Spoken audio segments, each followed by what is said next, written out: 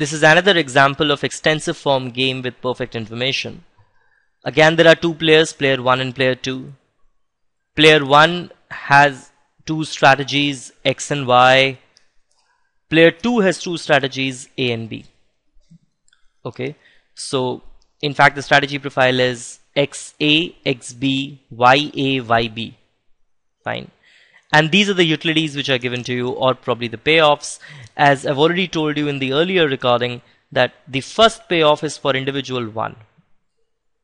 These payoffs, the first payoff. And the second element of these payoffs is for individual 2. These 4 are for individual 2. So player 1 moves first. As you guys could see here, player 1 is moving first, and player 1 has two choices, X and Y. Supposedly player 1 chooses X.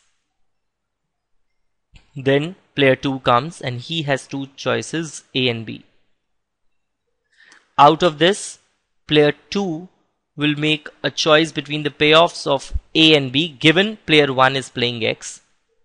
So he will make a choice of 11 because 11 is greater than 2.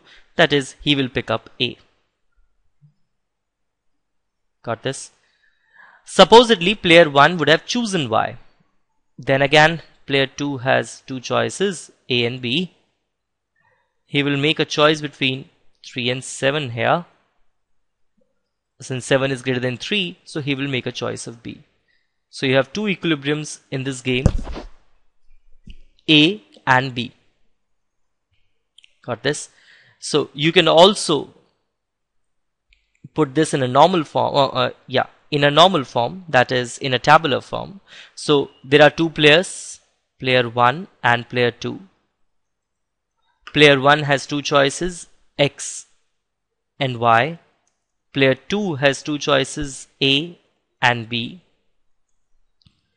When player 1 plays X, the best strategy for player 2 has to be chosen from 11 and 2, so he will choose A.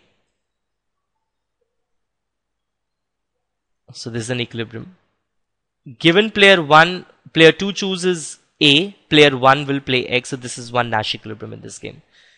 Now, player 1 plays Y, then player 2 has to make a choice between 3 and 7, so he will pick up 7. Now given player 2 chooses B, player 1 chooses Y. So again, this is also a Nash equilibrium. So these two are Nash equilibrium of this game.